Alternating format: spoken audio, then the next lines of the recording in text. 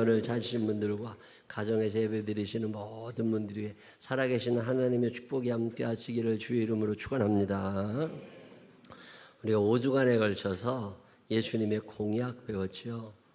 예수님이 나사렛이라고 하는 고향 마을에 들어가셔서 거기 회당에 들어가셨더니 회당장이 두루마리 성경을 하나 드렸고 그 성경을 쭉 펴시면서 이사야 61장에 있는 말씀, 기름 부음 받은 자가 온다. 그 기름 부음 자가 오면 이런 일을 하게 될 거다. 뭐 이런 말씀을 5가지.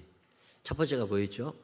가난한 자들에게 복음을, 가난한 사람들에게 하나님의 영이 임하게 되고 부유함의 은사도 얻기도 하지만 때로는 절망이 소망이 되기도 하고 불안했던 사람들이 평강을 누리면서 살기도 되고 예수를 믿으면서 그의 삶에 일어나는 지옥 백성이 변하여 천국 백성 되는 삶의 변화, 이 변화가 우리들에게도 이루어질 줄로 믿으시기를 바랍니다.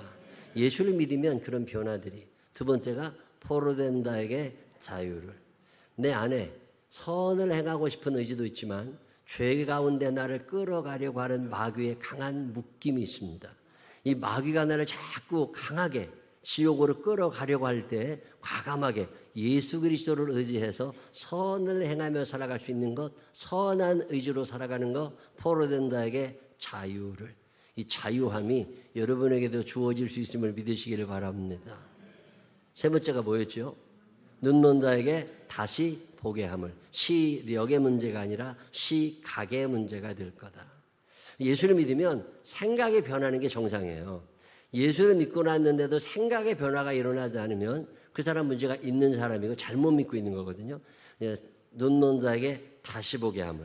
어떤 사물을 보는, 어떤 사건을 보는, 사람을 보는 어떤 눈이 점점 달라지면서 내 삶의 방향이 달라지는 거. 그게 예수 믿어가는 거잖아요. 눌린 자에게 자유를. 날개가 없는 것도 아닌데 날개를 피고 싶지 않아. 기가 주고 살아. 안 돼. 난 재수가 없어. 나는 원래 이래. 나는 운이 없어. 뭐 이런 생각 쭉 하면서 꿈도 작게 꾸고 시원찮게 살아가려고 하는 이들에게 아니다.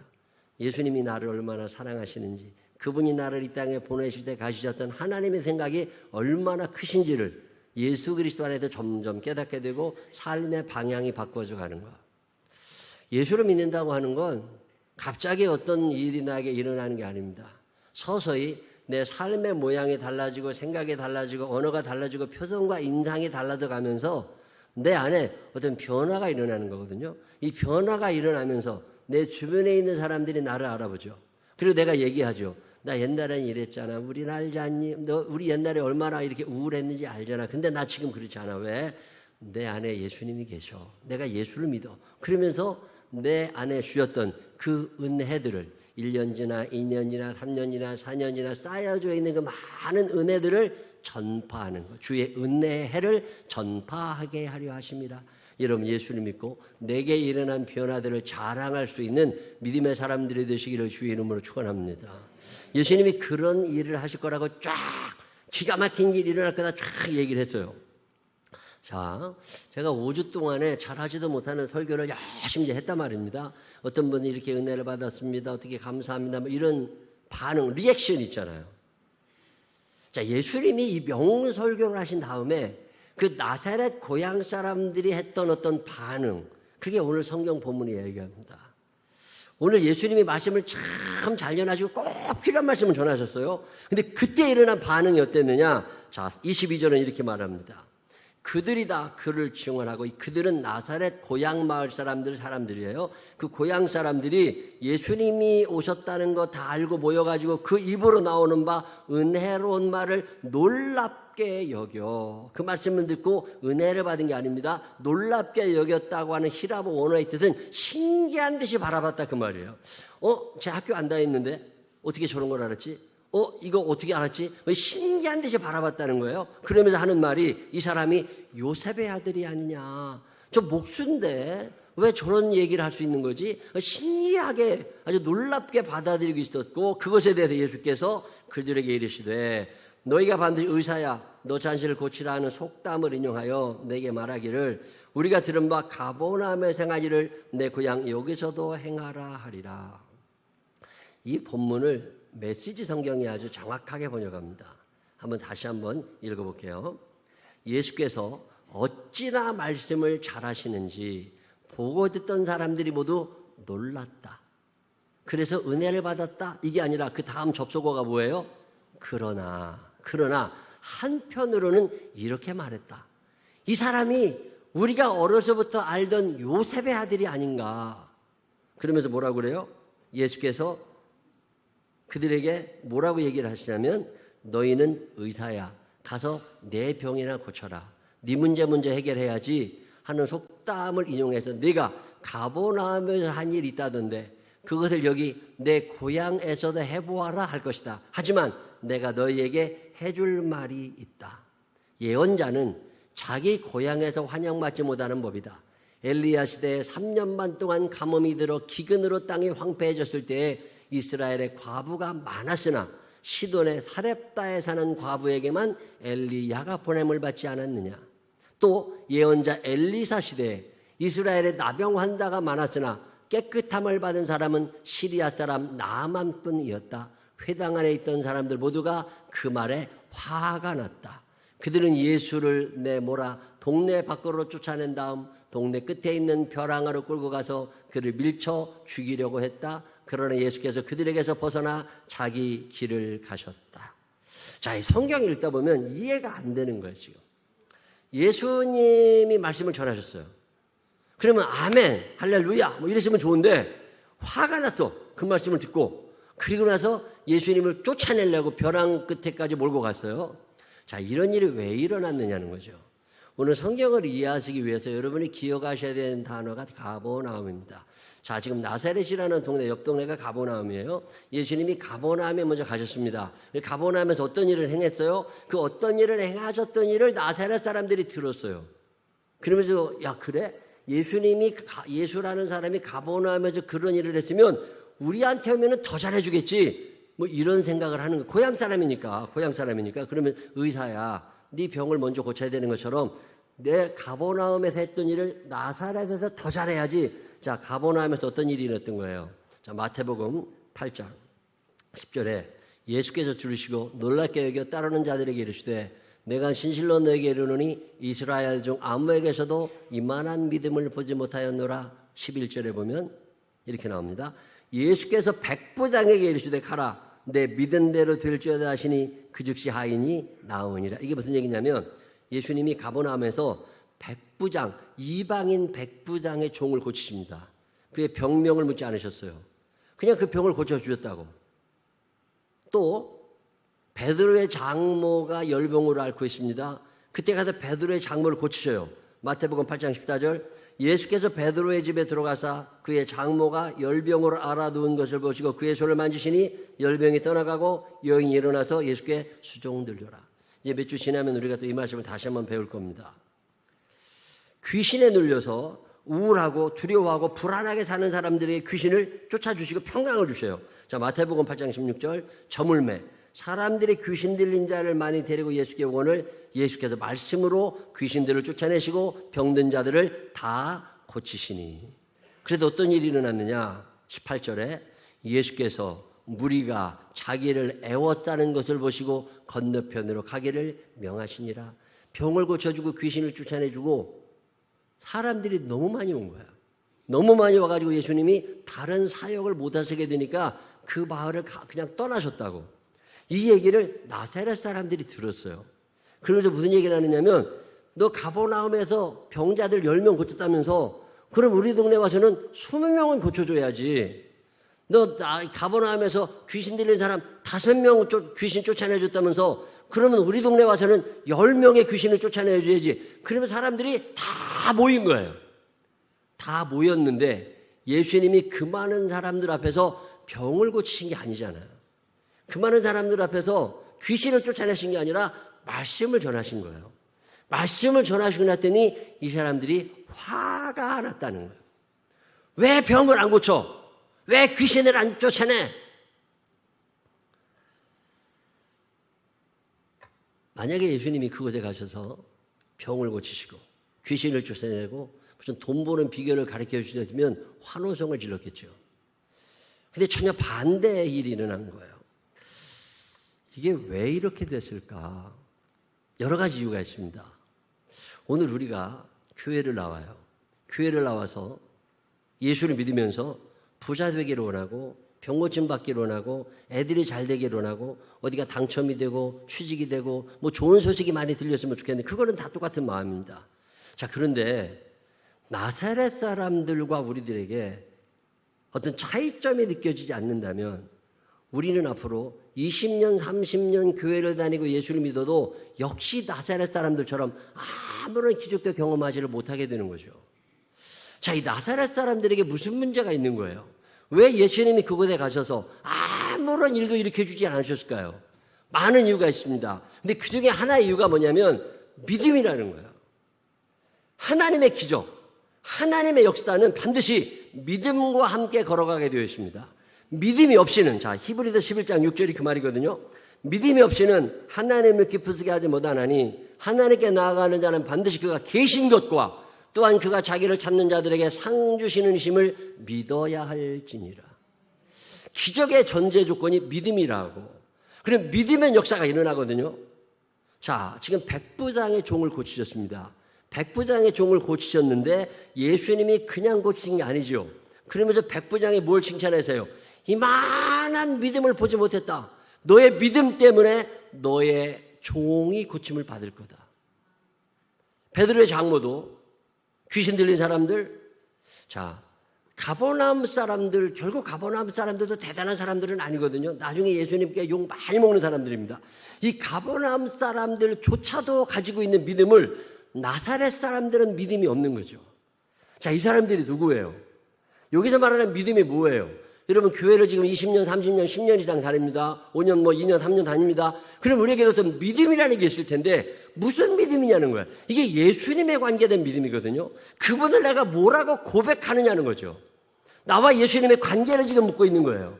너 예수가 누구라고 생각하는데, 자, 지금 가버나움에 있는 사람들은 예수님의 과거를 알지 못합니다. 예수님의 어린 시절을 알지 못합니다. 그분은 내가 오늘 처음 만났고 그분을 내가 처음 만났을 때 그분은 하나님의 아들이었습니다.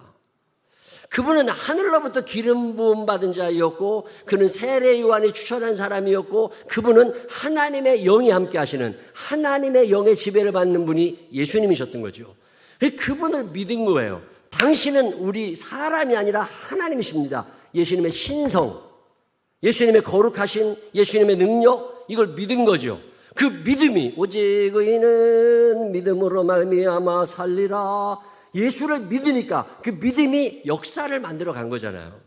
자, 근데 나사렛 사람들은 이 믿음이 지금 아예 없습니다. 지금 나사렛 사람들이 기다리고 있는 건 누구예요? 하나님의 아들 예수가 아닙니다. 그들이 기다리고 있는 건 누구예요? 어렸을 때 우리 집에 와서 식탁을 고쳐주었던 목수 요셉인 거죠.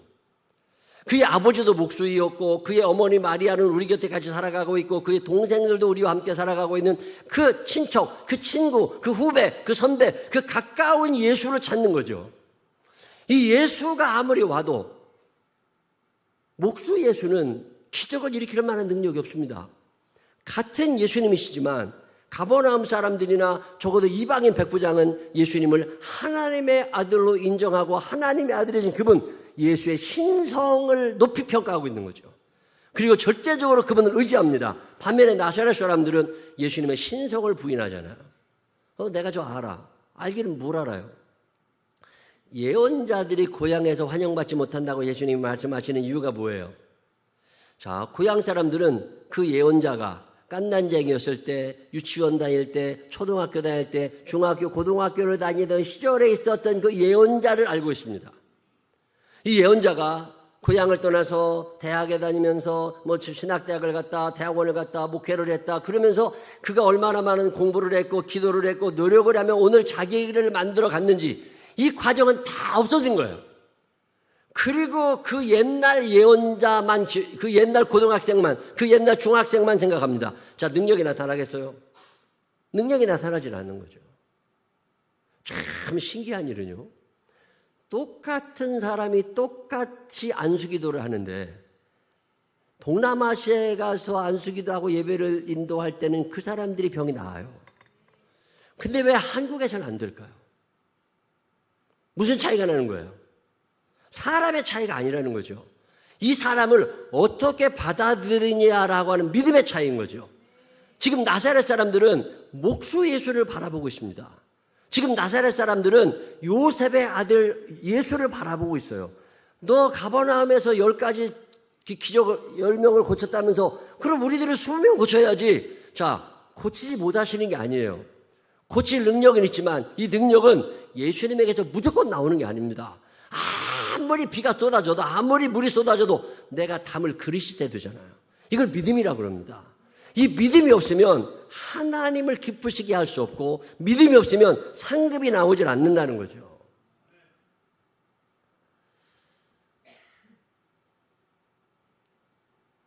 목사님, 사모님들 중에 믿음 없는 사람들이 참 많아요. 왜 그렇게 믿음이 없냐 그랬더니 저 인간이 뭐 이러고 있는 거예요. 근데 똑같은 말씀을 듣는 어떤 사람들은 은혜를 받아요. 자, 목사에게 문제가 있는 게 아니라 목사를 바라보는 사람들의 눈에 문제가 있는 거죠. 자, 회사 사장님이 회사 경영을 참 잘하고 유능해요. 회사 직원들이 참 좋아합니다. 근데 의외로 집에서 구박받는 경우가 많아요. 인정을 못 받아. 에이, 속에 나가면 뭘 하겠어. 전혀 그렇지 않다니까. 그 사람을 지금 어떻게 바라보느냐의 문제를 지금 얘기하고 있는 거예요. 나사렛 사람들은 예수님을 믿지 않고 있습니다. 그분을 그냥 목수 예수로만 알고 있어요. 그러니 거기서 무슨 일이 일어나느냐는 거죠.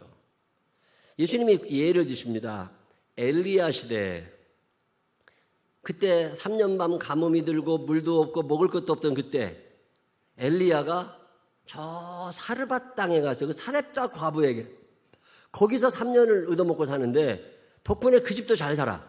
자, 그러면 이스라엘 사람도 많은데 왜 엘리야가 거기까지 갔겠느냐는 거예요. 왜 그런 거예요? 엘리야 선지자가 이스라엘 여자들에게 가서 내가 먹을 거니까 당신이 먹고 죽을 그 기름, 그 밀가루떡, 그 빈대떡 하나를 마지막 남은 거를 나를 주시오. 그러면 하나님이 당신을 축복하실 것이요 라고 얘기할 때 아멘 하면서 그거를 엘리야에게 내놓을 수 있는 여자들이 없었다 그 말이에요. 믿지를 않은 거지. 근데 사렙다에 있는 저 멀리 있는 그 여자는 엘리야 목사님이시니까 하나님이 하실 거야 라는 믿음을 가지고 이걸 줬다는 거잖아요. 똑같은 얘기를 엘리사이에게도 또 합니다. 문둥병자가 많이 있었어요.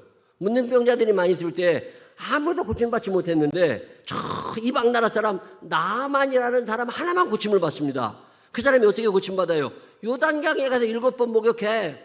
그랬더니 7번 목욕했더니 나아졌어요. 자, 그러면 이스라엘 사람들은 왜 안 된 건데?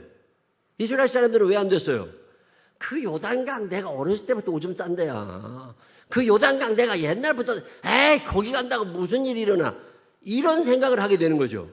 자, 그러면 거기에 들어가요 안 들어가요? 안 들어가지. 구원의 역사, 기적의 역사는 능력을 베푸시는 분의 능력도 중요하지만 이 능력을 베푸시는 분을 내가 어떻게 고백하느냐. 하나님의 사람으로 인정을 하지 않는데 지금 예수님이 그 답답한 얘기를 하시는 거예요. 예수님이 누구시냐? 예수님이 누구시냐에 대한 고백이 우리의 삶의 방향을 결정하거든요. 자, 교회를 오래 다니다 보니까 예수님 얘기를 많이 들었는데 그분이 누군지는 잘 몰라. 설명이 잘 안 돼. 인본주의라고 하는 게 왜 위험하냐? 자유주의 신학이라는 말도 듣습니다. 다원주의, 이게 왜 위험하느냐면 예수님을 자꾸 사람으로 끌어내립니다. 예수님의 인성을 너무 강조하다 보니까 예수님의 신성을 무시하게 된 거예요.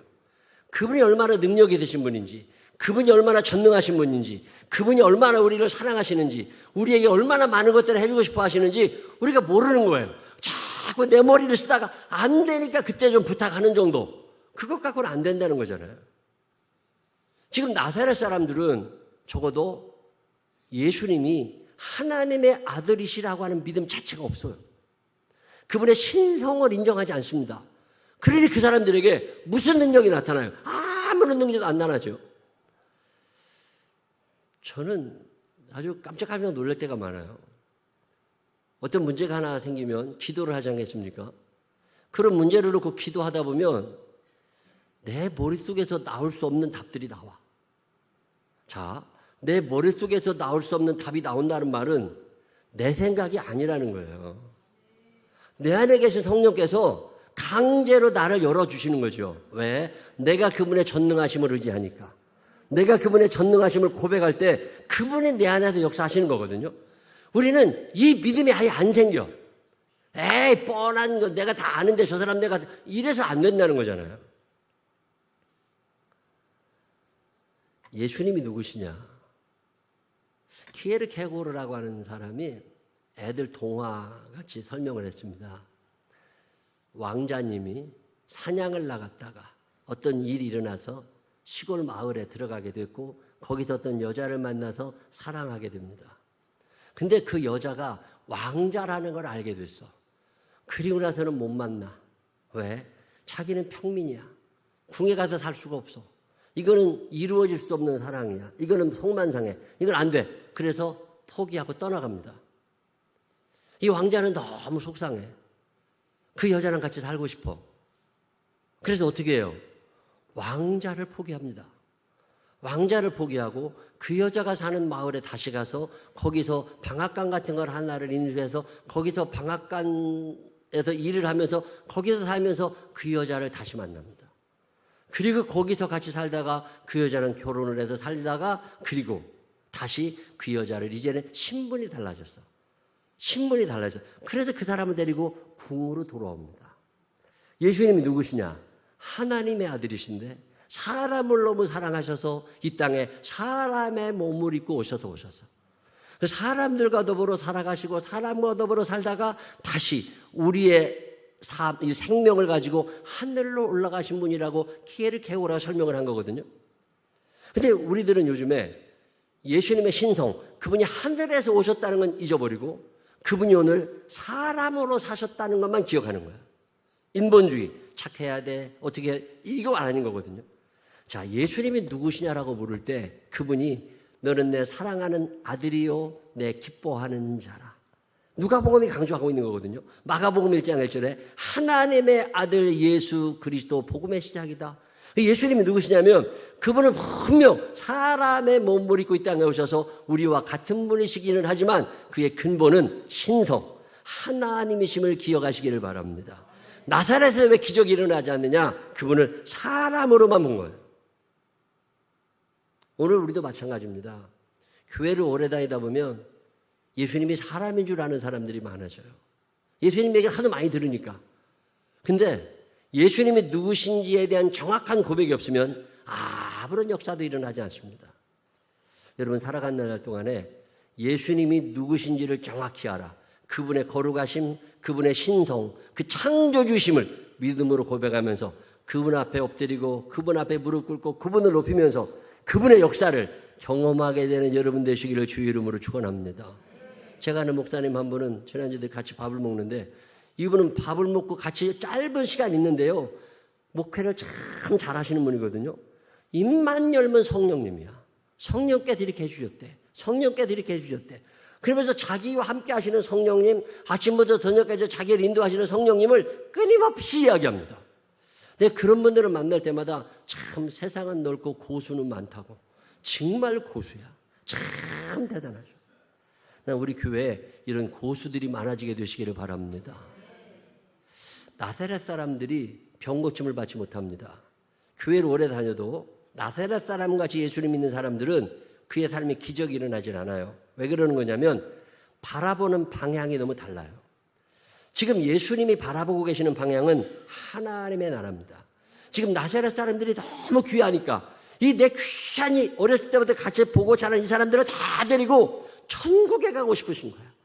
그리고 너희들의 삶의 방향의 변화가 점점점 일어나서 이 한 사람 한 사람의 삶이 달라지고 그래서 함께 하나님의 나라를 가고 싶은 게 예수님의 생각이에요. 근데 나사렛 사람들은 천국은 눈에 없어요. 지금 당장 병이 고쳐져야 돼. 지금 당장 돈이 벌려야 돼. 지금 내가 기뻐해야 돼. 방향이 너무 다른 거죠.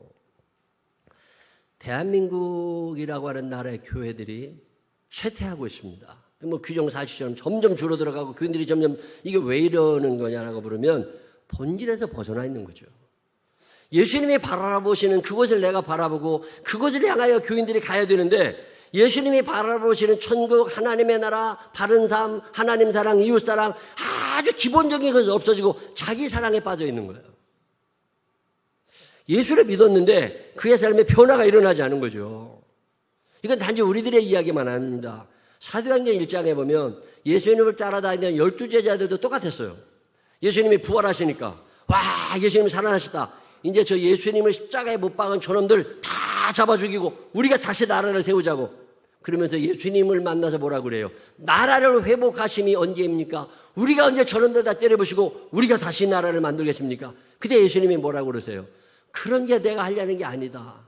오직 성령이 너에게 임하시면 너희가 권능을 받고 예루살렘과 온 유대와 사마리아와 땅끝까지 이르러 내 증인이 되고 너희 한 사람 한 사람의 변화되어가는 그 모습을 다른 사람들에게 전해주고 그러면서 그 사람들이 살아계신 하나님을 생각할 수 있도록 너희 안에 성령의 충만을 위하여 간구해라. 이게 너무 다른 거예요. 예수님이 얼마나 답답하시겠어요.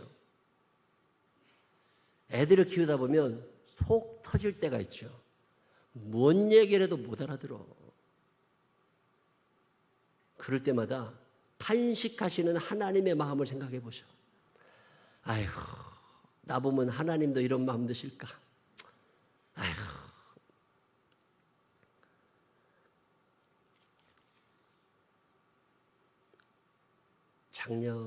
작년쯤인가? 어떤 분이 예배를 드리다가 도중에 나가세요.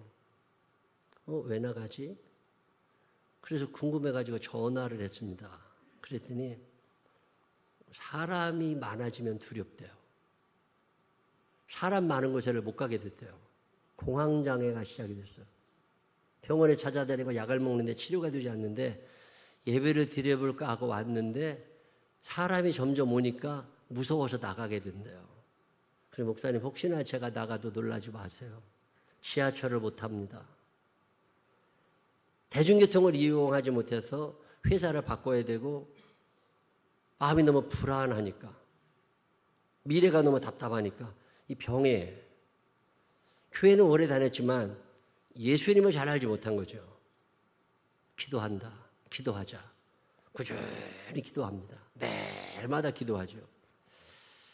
한 2달 전에 우리 교회 통장으로 11조가 들어왔어요.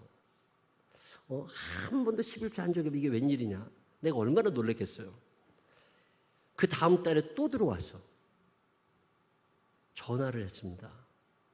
그랬더니 무슨 얘기를 하느냐면 옛날과 다르게 아침에 일어나면 찬송이 흘러나온대요. 아침에 일어나면 옛날에 불렀던 찬양이 하루 종일 머릿속에 있었대요.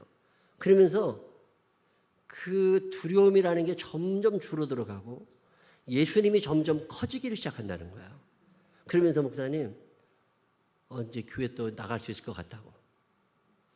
예수를 믿는다고 하는 건 눌린 자에게 자유함을, 포로된 자에게 자유를이거든요. 갑자기 하늘에서 돈벼락을 맞는 게 예수 믿는 게 아니라 하루하루를 살아갈 힘을 주시는 거 하나님을 인하여 내 삶의 어떤 변화들이 시작이 되는 거죠. 생각의 변화. 예수님이 늘 긍정적이고 감사하셨던 분이거든요. 예수를 믿으면 원망, 불평이 사라지는 게 정상이거든요. 저는 요즘에 노후에 대한 그런 이야기들을 자꾸 하면서 건강해야 된다, 건강 문제 생각하고 무슨 경제, 돈 문제 생각하고 식단 관리 잘해라, 뭐 체력 관리 잘해라 막 그러는데 저는 노후 대책 중에 첫 번째는 생각 관리라고 생각해요. 여러분 나이가 들수록 생각이 바라야 되거든요. 생각이 틀려지면 큰일 납니다. 근데 자기 생각을 하나님의 생각대로 관리하지 않아요. 그러면 망해가는 거죠. 하나님이 우리에게 미국에 있는 보스턴 의대, 하버드대 이런 의대에서 실험한 결과를 보니까 여자들, 남자들 대상으로 실험을 했는데 긍정적으로 생각하는 사람들과 부정적으로 생각하는 사람들의 수명이 10%에서 15% 정도 차이가 난답니다. 긍정적으로 생각하는 사람들이 그러지 않은 사람보다 10%에서 15% 정도를 오래 산대요. 우리나라 일산 백병원에서도 이 실험을 했습니다. 우리나라도 똑같이 나왔어요. 건강하게 운동 아무리 해야 몇 년 더 못 살아. 근데 긍정적인 생각을 하는 사람들은 10%에서 15%를 더 살 수 있대요. 자, 그러면 생각 관리를 해야 돼요? 몸 관리를 해야 돼요? 생각 관리를 해야 되는데 생각은 관리를 하지 않고 그냥 막 운동만 하고 뛰고 걷고만 하는 거야. 예수를 믿으면 이 예수님의 생각으로 내 생각이 점점 달라져 가거든요. 감사하게 되고 긍정적인 생각을 하게 되고. 우리나라가 빚이 그렇게 많다고 가계대출 1위 국가가 대한민국이 됐답니다. 우리나라는 뭘 하면 꼭 1등 해야 끝나. 그래서 가계대출 집집마다 빚만 기르는 세계에서 대한민국이 1등이 됐대 이제. 자, 그러면 돈을 많이 벌어가지고 빚을 갚아야지. 이게 아니라는 거잖아요. 지출을 줄일 생각을 먼저 해야 되는데 우리는 수입을 늘릴 생각부터 안 돼요. 그래도 빚이 늘어나는 거예요. 지출을 먼저 더 이상 줄일 게 없대. 내가 우리 집사람한테 더러 뭐 이렇게 옷도 좀 치우고 화장품도 치우고 뭐든 다 치우고 좀 깨끗하게 좀 단순하게. 더 이상 버릴 게 없대. 더 이상 버릴 게 없대. 이번 주에 우리 집사람이 아기 보느라고 어디 갔다 왔거든요. 남양주에 우리 손자 보느라고. 우리 집사람 없는 동안에 내가 냉동실을 다 버렸어. 버릴 게 하나도 없는 게 아니야. 거기에 유효기간 지난 것들이 있어. 다 버려도 그래도 남아있어. 더 이상 줄일 게 없을 것 같죠? 나 죽으면 다 없어져. 내가 안 쓰면 하나도 안 써도 돼. 근데 우리는 수입을 늘릴 생각만 하지 지출 줄일 생각을 못하는 민족이라는 거예요. 그러니 빚이 늘어날 수밖에 없지. 그거 커피 안 마셔도 되거든. 그거 안 사 먹어도 되거든. 근데 꼭 가서 이 생각이 달라지지 않으면, 자, 예수님이 바라보시는 방향이 어느 쪽일까? 근데 우리는 예수님이 바라보시는 방향을 생각하지 않아요. 지금 나사렛 사람들은 무엇을 먹을까, 무엇을 마실까, 무엇을 입을까, 여기에 생각이 집중이 되어 있으니까 예수님이 말씀하시는 하나님의 나라가 들어올 수가 없어요. 선입견이 믿음을 막습니다. 그릇된 생각들이 믿음을 막아버려요. 그래서 역사가 일어나지 않는 거죠.